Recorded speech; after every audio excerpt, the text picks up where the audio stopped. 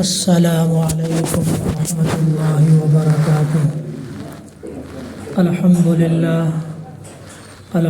للہ وکفى وسلام علی عباده الذین اصطفى، اما بعد، قال اللہ عز وجل: کنتم خیر امۃ اخرجت للناس تأمرون بالمعروف وتنہون عن المنکر وتؤمنون باللہ۔ وقال النبي صلى الله عليه وسلم: يا أبا سفيان، قد جئتكم بالدنيا والآخرة فأسلموا تسلموا، أو كما قال عليه الصلاة والسلام۔ رب اشرح لي صدري ويسر لي أمري واحلل عقدة من لساني يفقهوا قولي، صدق الله العظيم۔ میرے محترم بزرگوں، عزیزوں اور میری ماں اور بہنوں، اللہ تبارک و تعالی نے دنیا کے اندر لوگوں کی ہدایت، فلاح و بہبود کے لیے انبیاء کرام علیہم الصلاۃ والتسلیم کو مبعوث فرمایا۔ وَلِكُلِّ قَوْمٍ ہاد، ہر قوم کے اندر اللہ تعالیٰ نے ہادی کو بھیجا، رہبر کو بھیجا۔ وَإِن مِّنْ أُمَّةٍ إِلَّا خَلَا فِيهَا نَذِيرٌ، اور کوئی قوم ایسی نہیں گزری جہاں اللہ تعالیٰ نے کسی نبی اور رسول کو نہ بھیجا ہو۔ یہ اللہ تعالیٰ کا طریقہ و سنت رہی ہے کہ دنیا کے اندر اللہ تعالیٰ کی تعارف، اس کی وحدانیت و اس کی فردانیت و سوادانیت کو بتانے کے لیے، اور اللہ تعالیٰ سے لوگوں کا تعلق مضبوط قائم کرنے کے لیے اللہ تعالیٰ نے رسولوں کو بھیجا، رسولا مبشرین ومنذرین لئلا یکون للناس علی اللہ حجۃ بعد الرسل، کہ ہم نے رسولوں کو بھیجا جاتا ہے کہ وہ لوگوں کو خوشخبری سناتے ہیں، لوگوں کو ڈراتے ہیں، اور اس حیثیت سے کہ کوئی حجت پھر لوگوں پر باقی نہ رہ جائے۔ کوئی کہنے والا یہ نہ کہے کہ ہمارے پاس تو اللہ کی طرف سے کوئی رسول نہیں آیا، کوئی پیغمبر نہیں آیا، بلکہ کہنے والوں کو یہ دعوت پہنچ جائے اور لوگوں کو یہ معلوم چل جائے کہ یہ خدا تعالیٰ کا پیغام ہے، یہ خدا اس کے وحدہ لا شریک کا دین ہے۔ ان الدین عند اللہ الاسلام، جو دین اللہ تعالیٰ کو سب سے زیادہ محبوب ہے۔ یہ اللہ تعالیٰ نے اس نظام کو قائم فرمایا، اور سرکار دو عالم علیہ الصلاۃ والسلام کو اس دور کے اندر مبعوث فرمایا جہاں تمام طرح کا ظلم ہوتا رہا تھا، جہاں منکرات تھے، فواحشات تھے، لوگ ایک دوسرے پر ظلم کرتے تھے، لوگوں کے حقوق کو پامال کیا جاتا تھا، غلاموں کے حقوق کو مارا جاتا تھا، اور ہر طرح کا ظلم روا رکھا جاتا تھا۔ کسی طرح کی انسانیت ان کے اندر باقی نہیں تھی، امانت میں خیانت تھی، لوگ بیہودہ قسم کی چیزوں کے اندر ملوث و مبتلا تھے۔ اس دور کے اندر اللہ تبارک و تعالیٰ نے اللہ کے نبی علیہ الصلاۃ والتسلیم کو مبعوث فرمایا، جہاں کے لوگ نا امید ہو چکے تھے، جہاں لوگوں حکومت کرنا پسند نہیں کرتے تھے۔ لوگ یہ کہتے تھے یہ تو اجڑ قسم کے لوگ ہیں، یہ تو ایسے لوگ ہیں کہ معمولی باتوں پر وہ لوگ لڑا کرتے تھے، جنگ کیا کرتے تھے، اور ان کا حال یہ تھا کہ اگر ان میں کا کسی قبیلے کا اونٹ دوسرے قبیلے کے اونٹ سے پہلے پانی پی لیا کرتا تھا، سال ہر سال تک جنگ چلتی تھی، اور لوگ جب مرنے لگتے تھے تو وصیت کر کے جاتے تھے ہماری فلاں خاندان سے دشمنی تھی، فلاں خاندان سے ہم انتقام لے رہے تھے، لہذا اس کو جاری رکھنا ہے، انتقام کو لینا ہے۔ اللہ کے نبی علیہ الصلاۃ والسلام کو بھی ایسے دور کے اندر بھیجا جا رہا تھا کہ جہاں لوگ نا امید ہو چکے تھے، تاکہ معلوم چلے کہ اگر اللہ تعالیٰ چاہے تو نا امیدی کے ماحول کے اندر امید کی کرنوں کو لے کر آ سکتا ہے۔ جہاں لوگ پھول کے مرجھا جانے کے منتظر ہوں، اللہ تعالیٰ پھول کو کھلا سکتا ہے، اس کو بار آور کر سکتا ہے۔ یہ خدا تعالیٰ کا نظام تھا۔ تو اللہ کے نبی علیہ السلام کو جس ماحول کے اندر بھیجا جا رہا تھا، عورتوں کے ساتھ ظلم و ستم کیا جاتا تھا، غلاموں کے ساتھ ظلم و ستم کیا جاتا تھا۔ ان کے حال یہ تھا کہ جب ان میں کا کوئی انسان اپنے تیر کی مشق کرنا چاہتا تھا، تیر انداز بننا چاہتا کہ ہمارا نشانہ اچھا لگ جائے، ہم بہترین تیر انداز بن جائیں، تو کسی درخت کا وہ نشانہ ہی نہیں لگاتے، کسی ستون کا نشانہ نہیں لگاتے تھے، بلکہ غریب غلام کو پکڑا جاتا اور آپس کے اندر چند لوگ بیٹھتے، شرفاء، عمراء، وزراء، اور آپس میں یہ طے ہوتا تھا کہ اگر ہمارا یہ تیر ہماری کمان سے نکل کر فلاں غریب غلام کی آنکھ کی پتلی میں جا کر لگے گا، تم ہمیں کیا دو گے؟ لوگ جواب دیتے تھے، ہم آپ کو اتنا پیسہ دیں گے، اتنا روپیہ دیں گے، اتنی شراب پلائیں گے۔ آخر کار وہ تیر کمان سے نکلتا اور فلاں غریب غلام کی آنکھ کی پتلی میں جا کر لگتا، وہ تڑپ تڑپ کر اپنی جان کو دیتا اور یہاں شراب کے جام چلتے۔ اور اس سے برا حال رومن امپائر کا تھا، وہاں کے لوگ جب اپنی کسی محفل کو سجاتے اور کسی تقریب کو منعقد کرتے، چند غریب غلاموں کو پکڑا جاتا، ان کو آگ کے اندر جلایا جاتا، جس کی روشنی ان کو حاصل ہوتی، اس روشنی سے اپنی محفلوں کو، اپنی تقریبات کو منعقد کرتے۔ لیکن سرکار دو عالم صلی اللہ علیہ وسلم اس ظالمانہ نظام کو ختم کرنے کے لیے آئے تھے، اس ظالمانہ نظام کو نیست و نابود کرنے کے لیے آئے تھے، اس لیے آپ نے غلاموں کے آزاد کرنے کے فضائل کو بتلایا۔ ایک صحابی رسول آئے، کہا کہ یا نبی اللہ، ہمارا غلام ہے، وہ غلطی کرتا ہے، آپ ہمیں بتائیں کہ ہم اس کو کتنی مرتبہ معاف کر دیا کریں؟ اللہ کے نبی نے فرمایا، اگر تمہارا غلام روزانہ 70 مرتبہ بھی غلطی کرے تو تم اس کو 70 مرتبہ معاف کرو۔ اللہ کے نبی علیہ السلام کا حال یہ تھا کہ جو بات آپ زبان سے کہتے تھے اس پر عمل کر کے دکھاتے تھے۔ ان کو بتایا جاتا تھا کہ ہمارا حال اللہ کے نبی علیہ السلام کا نمونہ کیا ہے، اللہ کے نبی علیہ السلام کیا پیغام دینا چاہتے ہیں۔ جہاں ایک طرف آپ فعلی عملی اللہ کے نبی علیہ السلام قولی طور پر عمل کر کے دکھاتے اور بتلاتے تھے، تو اس کا فعلی نمونہ بھی اللہ کے نبی علیہ السلام لے کر آتے تھے۔ جہاں ایک طرف اللہ کے نبی یہ کہہ رہے ہیں کہ غلاموں کو معاف کرا کرو، تو دوسری طرف حضرت انس رضی اللہ تعالی عنہ یہ گواہی دیتے ہیں کہ اللہ کے نبی علیہ السلام کی ہم نے 9-10 سال تک خدمت کی، کبھی کوئی ایسا موقع نہیں آیا کہ اللہ کے نبی نے کہا ہو کہ ہم نے تو تمہیں فلاں کام کرنے کے لیے کہا تھا، تم نے فلاں کام کیوں نہیں کیا یا فلاں کام کیوں کر دیا۔ بعض مرتبہ کوئی نقصان بھی ہو جاتا، گھر کے لوگ اگر ڈانٹتے بھی تو اللہ کے نبی یہ فرما دیتے تھے، وہ تو مقدر میں تھا، وہ تو تقدیر میں تھا، وہ تو ہو چکا، لہذا تم انس کو مت ڈانٹو۔ اللہ کے نبی نے مجھے ایک کام سے بھیجا، حضرت انس فرماتے ہیں میں اس کام کے لیے چلا، راستے کے اندر کچھ بچے کھیل رہے تھے، میں بھی ان بچوں کے ساتھ کھیلنے میں تھوڑا سا کھڑا سا ہو گیا۔ اللہ کے نبی پیچھے سے آئے اور میرے کاندھے پر ہاتھ رکھا اور کہا کہ اے انس، ہم نے تو تمہیں کسی کام سے بھیجا تھا۔ اللہ کے نبی چاہتے تو ڈانٹتے، اللہ کے نبی علیہ السلام چاہتے تو زجر و توبیخ کرتے، لیکن آپ تو ایک نمونہ لے کر آئے تھے جس کو قرآن بیان کرتا ہے، لقد کان لکم فی رسول اللہ اسوۃ حسنہ لمن کان یرجو اللہ والیوم الآخر وذکر اللہ کثیرا۔ آپ آئیڈیل ہیں، آپ نمونہ ہیں۔ رابندر ناتھ ٹیگور سے جب یہ پوچھا گیا تھا کہ فانی فلسفی بڑا اچھا مشہور فلسفی ہے، بڑی اچھے باتیں کرتا ہے، لوگ اس کی باتوں کو یاد کرتے ہیں، نقل کرتے ہیں، محفوظ کرتے ہیں، لیکن کیا وجہ ہے کہ اس کی دنیا سے چلے جانے کے بعد لوگ اس کی باتوں کو نقل نہیں کرتے، لوگ اس کی باتوں کو بھول گئے، محفوظ کرنا بند کر دیا۔ تو رابندر ناتھ ٹیگور نے کہا تھا کیونکہ اس کے بیک ورڈ میں اس کے پیچھے کوئی نمونہ نہیں تھا، اس پس منظر میں ہم غور کریں تو ہمیں معلوم چلے گا کہ اللہ کے نبی علیہ السلام کا نمونہ ہر جگہ موجود ہے۔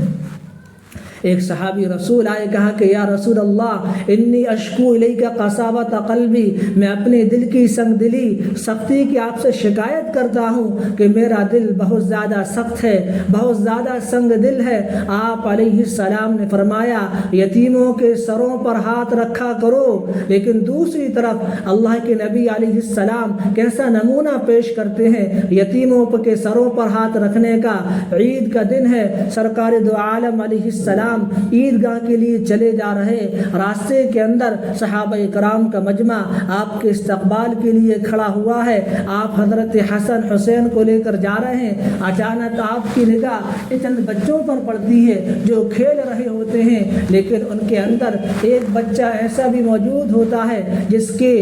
کے اوپر غم کے، حزن کے آثار نمایاں ہوتے ہیں، وہ بڑا غمگین نظر آتا ہے۔ اللہ کے نبی پوچھتے ہیں بچے کیا وجہ ہے؟ آج تمہارے بدن پر نئے کپڑے نہیں ہیں، تمہارے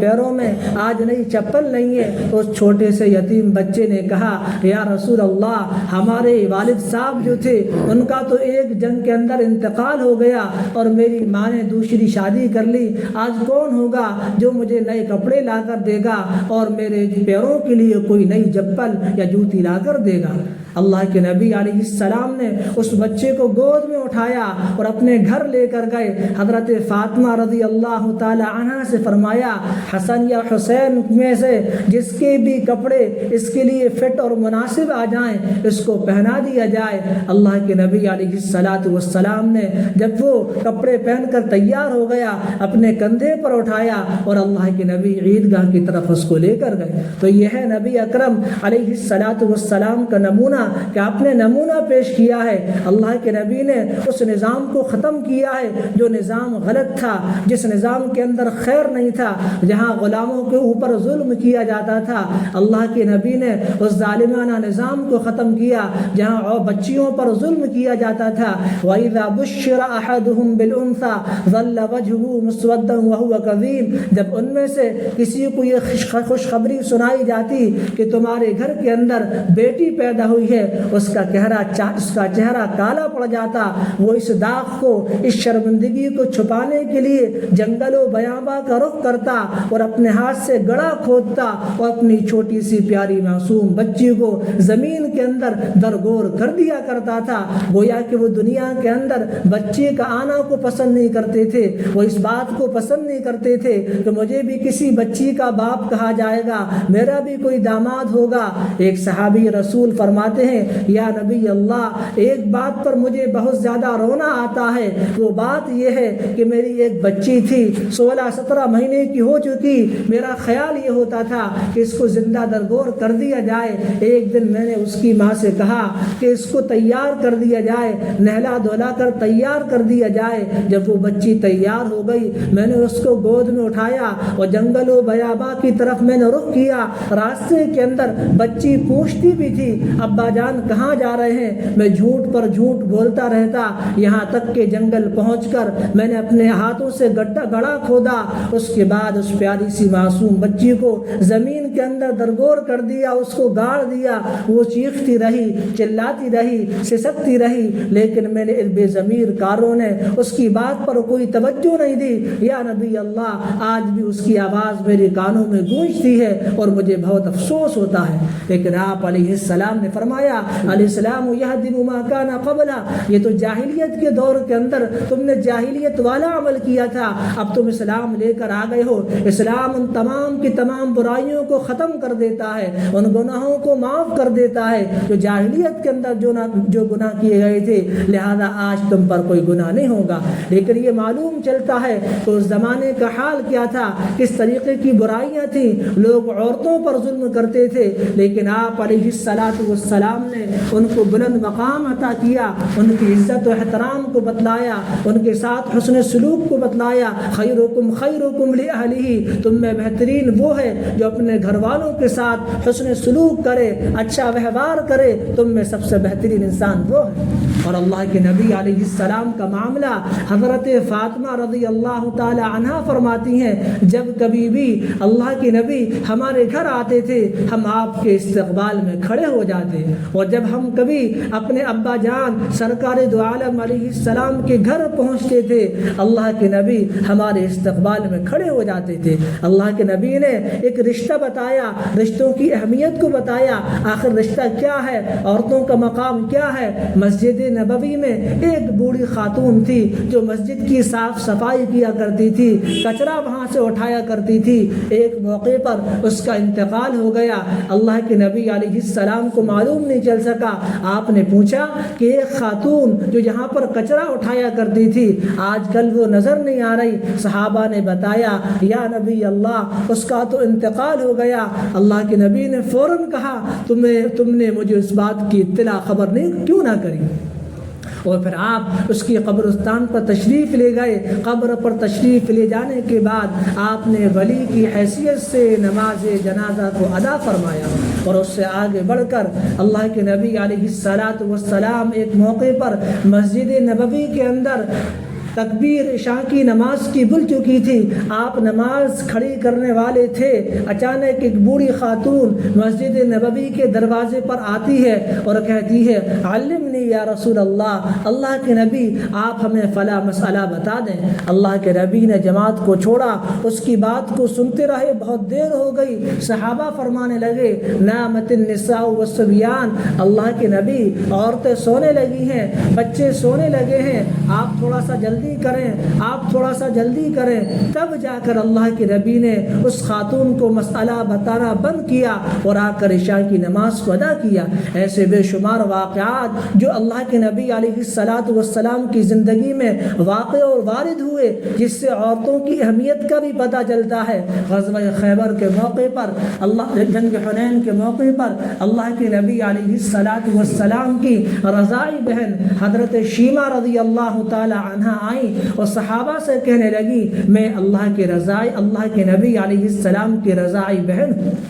صحابہ نے کہا ہمیں تو معلوم نہیں ہے، لیکن یہ خبر جا کر ہم سرکار دو عالم کو بتلا دیتے ہیں۔ جب صحابہ آئے کہا کہ یا نبی اللہ ایک خاتون ہے، وہ یہ کہہ رہی ہے کہ آپ اس کے رضاعی بھائی ہیں۔ آپ نے کہا کہ اس کو بلایا جائے۔ جب وہ آ گئی اللہ کے نبی نے اپنی کالی کملی والی چادر کو اس پیاری بہنا کے لیے اتار کر رکھ دیا، اور اس کے بعد جب گفتگو ہوئی اور تھوڑی دیر کے بعد یہ کہا اے پیاری بہنا اگر تم جانا چاہتی ہو تو جا سکتی ہو، اگر رکنا چاہتی ہو تو رک سکتی ہو، یہ تمہارا اختیار ہے۔ لیکن اس نے کہا میں تو جانا چاہتی ہوں تاکہ اپنی قوم کے لوگوں کو یہ بتلاؤں کہ ایک نبی ہے جو رسول ہونے کا دعویٰ کرتے ہیں، ان کے اخلاق کا عالم کیا ہے، ان کے حسن سلوک کا عالم کیا ہے، وہ جانے لگی۔ اللہ کے نبی نے ہدیے اور تحفے ان کو عطا کیے اور صحابہ سے کہا تھوڑے سے دور ہٹ جاؤ، ان کو سواری پر سوار ہونا ہے۔ حضور نے اپنے گھٹنوں کو حضرت شیمہ رضی اللہ تعالی عنہ کے سامنے کر دیا کہ اپنے پیروں کو ان گھٹنوں پر رکھ کر سوار ہو جاؤ۔ تو وہ کہنے لگی یا نبی اللہ آپ تو اللہ کے رسول ہیں، آپ تو اللہ کے نبی ہیں، یہ کیسے ہو سکتا ہے کہ ہم آپ کے گھٹنوں پر اپنے پیروں کو رکھیں؟ تو حضور نے فرمایا میں رسول بعد میں ہوں، پیغمبر بعد میں ہوں، سب سے پہلے میں تمہارا رضاعی بھائی ہوں۔ تو اللہ کے نبی علیہ السلام نے پوری زندگی کے اندر ایسے بے مثال نمونے پیش کیے ہیں جس سے معلوم چلتا ہے کہ اللہ کے نبی علیہ السلام دنیا کے اندر آپ کی آمد رحمت للعالمین کی حیثیت سے ہوئی ہے۔ قرآن بیان کرتا ہے وَمَا أَرْسَلْنَاكَ إِلَّا رَحْمَةً لِلْعَالَمِينَ، اے اللہ کے نبی علیہ السلام ہم نے آپ کو رحمت بنا کر دنیا کے اندر مبعوث فرمایا۔ اور آپ کی رحمت کا اندازہ اس بات سے لگایا جا سکتا ہے کہ آپ کی رحمت صرف انسانیت تک محدود نہیں تھی کہ آپ کی رحمت سے انسانی لوگ انسان فائدہ اٹھاتے، بلکہ آپ کی رحمت چرندوں تک، درندوں تک اور بے زبان جانوروں تک، اور اس تک جس کے اندر کسی حد تک شعور و فہم کی کیفیت پائی جاتی ہو، اس کے لیے بھی اللہ کے نبی ایک بہترین رحمت بن کر دنیا کے اندر تشریف لائے تھے۔ قرآن بیان کرتا ہے وَإِن مِّن شَيْءٍ إِلَّا يُسَبِّحُ بِحَمْدِهِ وَلَٰكِن لَّا تَفْقَهُونَ تَسْبِيحَهُمْ، کہ روئے زمین کی ہر چیز اللہ تبارک و تعالیٰ کی، روئے زمین کی ہر چیز اللہ تبارک و تعالیٰ کی حمد کو، تعریف کو بیان کرتی ہے۔ درخت کا پتا پتا، ریگستان کا ذرہ ذرہ، زمین و آسمان، سورج چاند ستارے، دنیا کی ہر شے اللہ تعالیٰ کی ایسی تعریف کرتی ہے۔ وَلَٰكِن لَّا تَفْقَهُونَ، لیکن تم تم اس کو سمجھ نہیں سکتے کہ وہ کیسے اللہ تعالیٰ کی تعریف بیان کرتی ہے۔ اللہ کے نبی علیہ السلام ایک موقع پر ایک باغ کے اندر بیٹھے ہوئے تھے، اچانک ایک اونٹ آیا اور حضور سے شکایت کرنے لگا، یا نبی اللہ، ہمارا جو آقا ہے، ہمارا جو مالک ہے، وہ ہم پر بوجھ بہت زیادہ لاد دیتا ہے، کام بہت زیادہ ہم سے لیتا ہے، لیکن خاطر خواہ کھانے کا پینے کا انتظام نہیں کرتا۔ اللہ کے نبی نے فرمایا کہ اس کا آقا کہاں ہے، اس کے مالک کو بلایا جائے۔ جب اس کا آقا اور مالک آ گیا، اللہ کے نبی علیہ السلام نے ارشاد فرمایا، تم یہ انک تدعیہ و تجیعہ، اس کو بہت زیادہ تھکا دیتے ہو، بھوکا رکھتے ہو، فاتق اللہ، بے زبان جانوروں کے تعلق سے اللہ تبارک و تعالی سے ڈرو۔ اللہ کے نبی علیہ السلام کی رحمت تو بہت پھیلی ہوئی تھی، ہر ایک امید کے ساتھ آتا تھا کہ حضور سے ایک بات عرض کریں گے۔ جمعے کا دن ہے، اللہ کے نبی علیہ السلام منبر پر کھڑے ہوئے ہیں، اچانک ایک دیہات کا رہنے والا آتا ہے اور کہتا ہے، یا رسول اللہ، اللہ تعالیٰ سے آپ پانی کی دعا کریں، بارش کی دعا کریں، ہمارے کھیتوں میں پانی نہیں ہے اور پانی کی کمی ہونے کی وجہ سے ہمارے مویشی مرتے جا رہے ہیں، بہت پانی کم ہو گیا۔ اللہ کے نبی علیہ السلام نے دعا کی اور دعا کی یہاں تک کہ خوب تیز پانی برسنے لگا، اور اس کے بعد آئندہ ہفتے وہ آیا، دوبارہ کہنے لگا، یا نبی اللہ، آپ اللہ تعالیٰ سے پانی کے رک جانے کی، تھم جانے کی دعا کریں، اب بہت زیادہ مویشی ہمارے پانی زیادہ ہونے کی وجہ سے ہلاک ہونے لگے، کھیتیوں کا فصلوں کا نقصان ہوگا۔ اللہ کے نبی علیہ السلام نے دعا کی اور پانی تھم گیا۔ تو حضور تو رحمت بن کر دنیا کے اندر تشریف لے کر آئے تھے کہ جو آپ کی بات کو قبول کرے گا، جو آپ کی بات کو مانے گا، وہ خدا تعالیٰ کی رحمت میں داخل ہوگا، وہ جنت کے اعلیٰ بالا خانوں میں داخل ہوگا، جنت کی نہریں، جنت کے شراب خانے اور تمام کی تمام آرائش، زیبائش اور عیش و عشرت کا سامان اس کو ویسا ملے گا۔ فلا تعلم نفس ما اخفی لهم من قرۃ اعین جزاء بما كانوا يعملون، کیا کیا ہوگا، انسان کی آنکھ اس کو دیکھے گی، دنیا کے اندر اس کا تصور نہیں کر سکتی کہ دنیا کے اندر انسان کے وہم دماغ پر، اس کے دل قلب پر اور دل پر اس طرح کا کوئی خیال نہیں گزر سکتا جو اللہ تبارک و تعالی ایمان والے بندوں کو نعمتوں سے سرفراز کرے گا۔ لیکن جب حضور کی رحمت میں داخل ہوگا، حضور کے ایمان میں داخل ہوگا، حضور کے کلمے و دین و اسلام میں داخل ہوگا، ان الدین عند اللہ الاسلام، بے شک اللہ تعالیٰ کے نزدیک سب سے زیادہ محبوب اور مقبول اگر کوئی دین ہے تو وہ دین اسلام ہے۔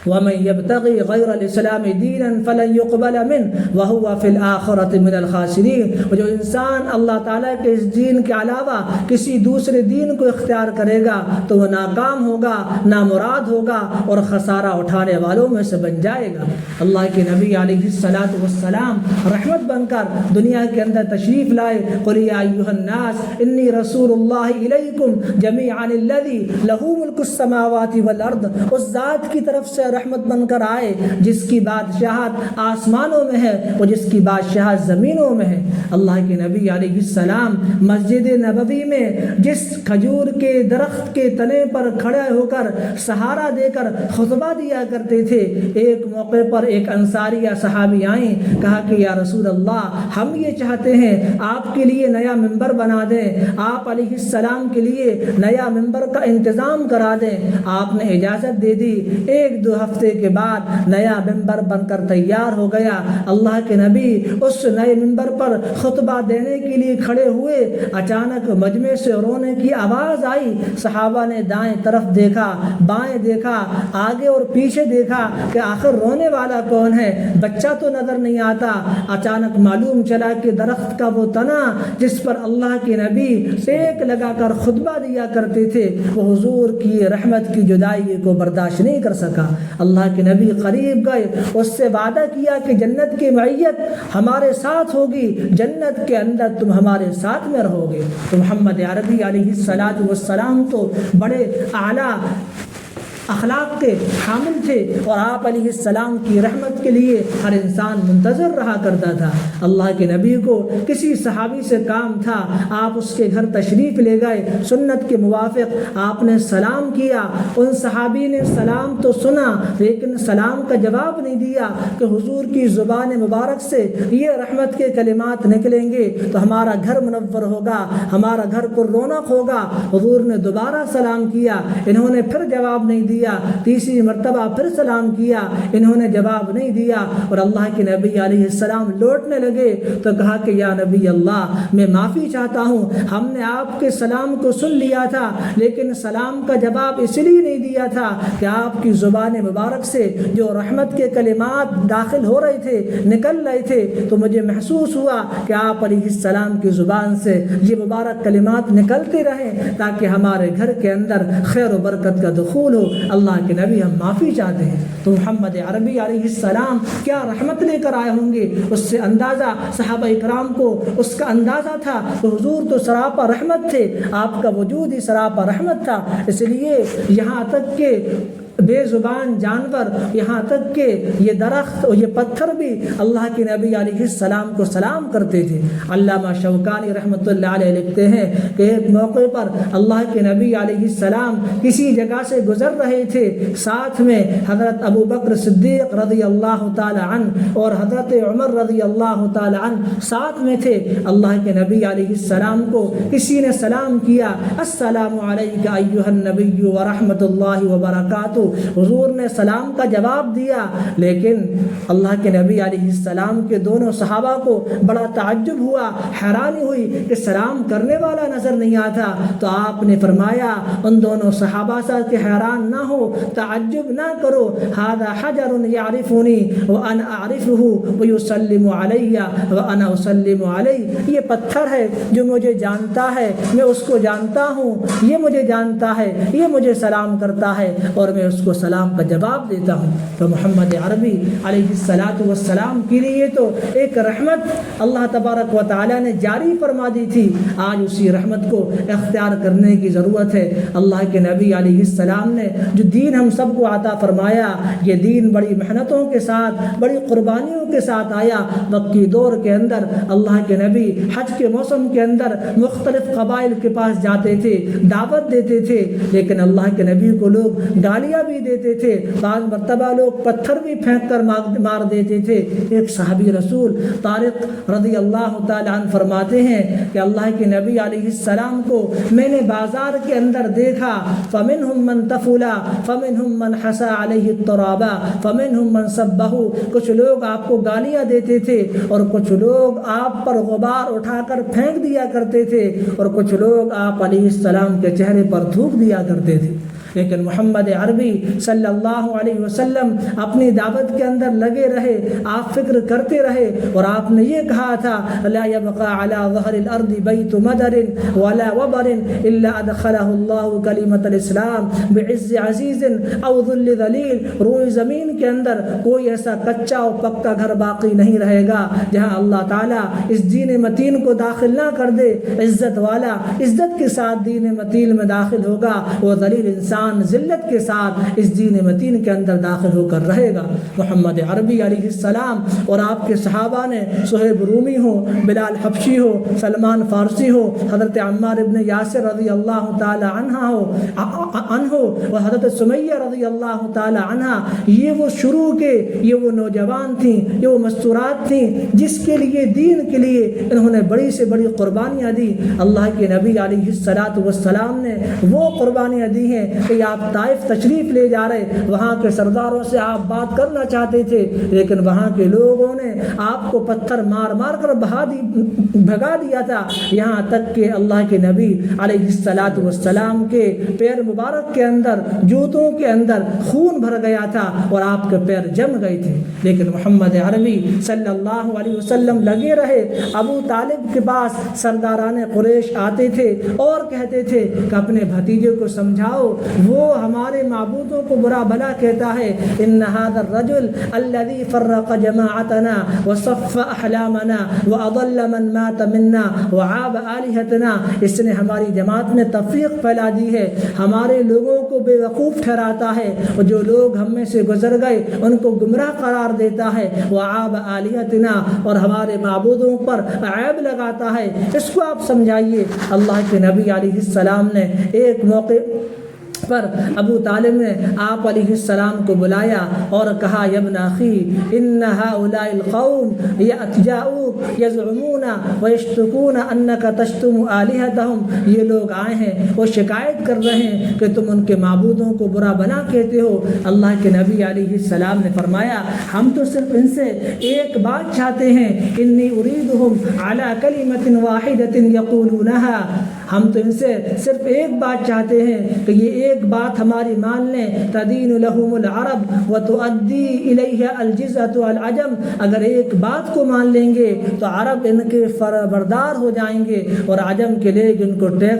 کو ٹیکس بھیجیں گے۔ ان لوگوں نے کہا کہ اگر آپ کی مرضی صرف یہ ہے کہ ایک بات ہم قبول کر لیں، نعم و ابی کا عشرہ، ہم تو 10 باتیں قبول کرنے کے لیے تیار ہیں۔ تو حضور نے کہا، تقولون لا الہ الا اللہ وتخلعون ما تعبدون من دونی، ایک اللہ تعالیٰ کی گواہی دو اور اللہ تعالیٰ کے علاوہ جتنے معبودان باطل کی تم پرستش اور عبادت کرتے ہو، اپنے سر کو جھکاتے ہو، سرو سجود کرتے ہو، ان لوگوں کو سارے معبودان باطل کو چھوڑ دو۔ ان لوگوں نے کہا، اجعل الآلہۃ الہ واحدہ ان ھذا لشیء عجاب، کہ ہم تمام معبودوں کو چھوڑ کر کہ ہم ایک معبود مان لیں، یہ تو بہت تعجب کی بات معلوم ہوتی ہے۔ اور ان لوگوں نے کہا کہ چلو فانطلقوا وامضوا علی دین آبائکم، چلو آگے بڑھو اور اپنے دین پر جو آباء و اجداد کا دین ہے اس پر قائم رہو۔ یہاں تک کہ کئی مرتبہ یہ لوگ آتے تھے، اللہ کے نبی علیہ الصلاۃ والسلام نے تو یہ کہہ دیا تھا، لو وضعت الشمس فی یمینی والقمر فی یساری ما ترکت ھذا الامر، اگر دائیں ہاتھ کے اندر سورج رکھ دیا جائے اور بائیں ہاتھ کے اندر چاند رکھ دیا جائے تو میں اس معاملے کو چھوڑنے والا نہیں ہوں، حتی یظہرہ اللہ او اہلک فی طلبی، یہاں تک کہ اللہ تعالیٰ اس دعوت کا، اس اسلام کا، اس دین کا اظہار کر دے جب اس کے راستے کے اندر میری موت آ جائے۔ محمد عربی علیہ الصلاۃ والسلام بابا کے دہل دین کا، اسلام کا اظہار کرتے تھے، لوگوں کو بتلاتے تھے، لوگوں کو باخبر کرتے تھے۔ 3 سال تک اللہ کے نبی علیہ السلام نے دعوت کو خفیہ رکھا۔ ارقم رضی اللہ تعالیٰ عنہ کے گھر میں آپ لوگوں کو دعوت دیتے تھے، لیکن جب قرآن کا یہ حکم آ گیا، وَأَنذِرْ عَشِيرَتَكَ الْأَقْرَبِينَ، کہ آپ اپنے گھر والوں کو ڈرائیے، اللہ کے نبی علیہ السلام أَتَى النَّبِيُّ الصَّفَا فَصَعِدَ عَلَيْهِ ثُمَّ نَادَى يَا صَبَاحًا، اللہ کے نبی صفا نامی پہاڑی پر آئے، اس پر چڑھے اور یہ پکارا جو اس وقت کی ایک ایمرجنسی الارم ہوا کرتی تھی، جب مکے پر کسی خطرے کا ارادہ ہوتا یا کسی دشمن کے حملے کا یا کسی یلغار کا اگر خطرہ محسوس ہوتا تھا تو لوگ اس نعرے کو بلند کرتے تھے، اس کے ذریعے سے لوگوں کو باخبر کیا جاتا تھا۔ اللہ کے نبی علیہ السلام نے بھی وہی بات اختیار کی، لوگ آ گئے، فاجتمع الناس الیہ بین رجل یجیء الیہ، کچھ لوگ تو خود آ رہے تھے، وبین رسول، اور کچھ لوگ اس حیثیت سے آ رہے تھے کہ یبعث رسولہ، اپنے قاصد کو بھیج رہے تھے۔ جب سارے کے سارے لوگ جمع ہو گئے، اللہ کے نبی اوپر پہاڑی پر ہیں، سارے لوگ نیچے ہیں، آپ نے کہا کہ لو اخبرتکم ان خیلا بصفی هذا الجبل تريد ان تغیر علیکم اصدقتمونی، اگر میں تم سے یہ کہوں کہ اس پہاڑ کے پیچھے ایک ایسا لشکر ہے جو تم پر حملہ آور ہونا چاہتا ہے، کیا تم اس کی تصدیق کرو گے؟ تمام لوگوں نے کہا، آپ تو سچے ہیں، ہم آپ کو سچ مانتے ہیں، آپ کو سچ گردانتے ہیں، آپ کہہ رہے ہیں تو واقعی بات میں سچائی ہوگی۔ تو آپ علیہ السلام نے کہا، فإنی نذیر لکم بین یدی عذاب شدید، تو میں تمہاری طرف آیا ہوں اور تم سب کو اللہ تبارک و تعالیٰ کے عذاب سے ڈراتا ہوں۔ تمام لوگ مخالف سے ہو گئے۔ ابو لہب تو کہنے لگا تبا لک سائر الیوم لہذا جمعتنا، تو آپ کا پورا دن برباد ہو کہ آپ نے ہمیں اس لیے جمع کیا تھا، اما دعوتنا الا لہذا، اس لیے ہمیں دعوت دی تھی۔ خدا تعالیٰ کو بھی جلال آ گیا، غیظ و غضب آ گیا اور اللہ تعالیٰ بھی ناراض ہو گیا۔ قرآن کریم کی آیت نازل ہوئی تبت یدا ابی لہب وتب ما اغنی عنہ مالہ وما کسب، کہ ابو لہب کے لیے بد دعا نکلی کہ وہ برباد ہو، پھر خبر دی گئی وہ برباد ہو گیا۔ ما اغنی عنہ مالہ وما کسب، اس کا کمایا ہوا اس کا مال کچھ بھی کام نہیں آیا۔ پھر حال یہ ہوا جب اس کا انتقال ہو گیا تو گھر کے لوگوں نے باہر پٹک دیا، اس کے اندر جب سڑان آنے لگی، بدبو آنے لگی، لوگ پریشان ہو گئے تو چند مزدوروں کو بلا کر ایک گڈھا کھدوا کر اس کو دفن کر دیا۔ اور اس کی بیوی جو اللہ کے نبی علیہ السلام کے راستے کے اندر کانٹے ڈالا کرتی تھی، سیصلی نارا ذات لہب وامرأتہ حمالۃ الحطب، قرآن بیان کرتا ہے کہ وہ کل قیامت کے دن جب جہنم میں جائے گی تو بڑے بڑے ایندھن کو، آگ کے انگاروں کو تلاش کرے گی۔ گویا کہ اس کا مقام کو بتایا کہ وہ جہنم کے اندر رہے گی۔ اس کے پاس ایک قیمتی ہار تھا، عندہا قلادۃ فاخرہ، وہ کہتی تھی لانفقنہا فی عداوت رسول اللہ، میں اس ہار کو بیچوں گی اور جو مجھے مال ملے گا اللہ کے نبی علیہ الصلاۃ والسلام کی دشمنی کے اندر میں اس کو خرچ کروں گی۔ تو محمد عربی علیہ السلام نے بڑی محنت کی ہے، صحابہ کرام نے بڑی محنت کی ہے، تب جا کر یہ دین مکہ مکرمہ کی سنگ لاخ وادیوں سے نکل کر اس کی کرنیں ہم تک پہنچی ہیں۔ اس کی پیچھے نہ جانے کس کس کی محنتیں ہیں، کن لوگوں نے قربانیاں دی ہیں، اور اللہ کے نبی علیہ الصلاۃ والسلام کی یہ محنت ایسی محنت ہے جو ہمیشہ چلتی رہے گی۔ اس کے لیے کام کرنا ہے، اپنے وقتوں کو فارغ کرنا ہے، گھر کے ماحول کو بہترین بنانا ہے، گھر کے ماحول کے اندر دینی تعلیم کو زندہ کرنا ہے، تعلیم روزانہ کی کرنا ہے، تعلیم کو عام کرنا ہے، بچوں کو، بیویوں کو نماز کی پابندی کی طرف لگانا ہے، گھر کے ماحول کو درست کرنا۔ صحابہ اکرام رضوان اللہ علیہم اجمعین کے واقعات، حضور کے واقعات اور صحابیات کے واقعات، ازواج مطہرات کے واقعات ہم پڑھیں گے، سنیں گے تو اس سے ایک ماحول بنے گا۔ اللہ تعالیٰ نے ہم سب کو یہ زندگی دی ہے، یہی آخری موقع ہے، یہی پہلا موقع ہے۔ اسی زندگی کے اندر ہم سب کو اپنے کام کے ساتھ ساتھ اللہ تعالیٰ کو راضی کرنا ہے، اور اللہ تعالیٰ کو راضی کرنے کے اسباب کو، اعمال کو اختیار کرنا ہے، تاکہ جب ہماری موت آئے ہم خدا تعالیٰ کے دربار میں حاضر ہوں تو ہمارے اعمال ایسے ہوں کہ خدا تعالیٰ ہمارے اعمال کو دیکھ کر راضی ہو، خوش ہو جائے۔ اسی کے لیے یہ دین کی محنت ہے کہ ہم بھی صحابہ والے اعمال اختیار کرنے والے بن جائیں۔ حضرت مولانا الیاس صاحب رحمۃ اللہ علیہ فرماتے تھے کہ ہمارے اس کام سے مقصد یہی ہے کہ اس طریقے سے اللہ کے نبی علیہ الصلاۃ والسلام نے صحابہ کو دین کی ایک نہج پر چھوڑا تھا، یہ امت بھی چل کر و نقل و حرکت کر کے اسی نہج پر آ جائے جو صحابہ کرام رضوان اللہ علیہم اجمعین کی نہج تھی۔ اسی کے لیے فکریں ہیں، ملاقات ہیں، مذاکرے ہیں، اسی کے لیے گفتگو، اسی کے لیے خواتین کا اجتماع، مردوں کا اجتماع اور ہفتے کا گشت ہے، روزانہ کی ملاقاتیں ہیں۔ یہ ساری کی ساری چیزیں اسی لیے ہیں تاکہ ہم میں سے ہر ایک دین سے جڑ جائے۔ ہم بھی ہدایت کے محتاج ہیں، آپ بھی ہدایت کے محتاج ہیں۔ ہم میں سے کوئی یہ نہیں کہہ سکتا ہمارا ایمان بہت بڑا ہے، خدا ہمارے اعمال سے راضی ہے۔ ہم میں سے ہر ایک کو موت سے پہلے موت کی تیاری کرنا ہے۔ اسی کے لیے اللہ تعالیٰ کے راستے کی نقل و حرکت ہے۔ آپ کے علاقے کے اندر بھی ماشاءاللہ مگاولی گدولی سے یہ جماعت آئی ہیں، یہ بہنیں، یہ مرد حضرات آئے ہیں، قربانی دے کر آئے ہیں، 3 دن کے ارادے سے نکلے ہیں، اللہ تعالیٰ کی رضا کے لیے نکلے ہیں۔ اللہ تبارک و تعالیٰ سے دعا کریں اللہ تعالیٰ ہم سب کو بھی اس دین کی محنت کے لیے قبول فرمائے اور ہم بھی اللہ کے راستے میں جانے والے بن جائیں۔ اب جو بھی مستورات تشکیل کے اعتبار سے متعین ہیں وہ ہماری مستورات کی تشکیل کر لیں تاکہ ایک جماعت اور بن جائے، اس طرح لوگ نقل و حرکت میں لگے رہے۔ اللہ تعالیٰ ہم سب کو عمل کی توفیق عطا فرمائے۔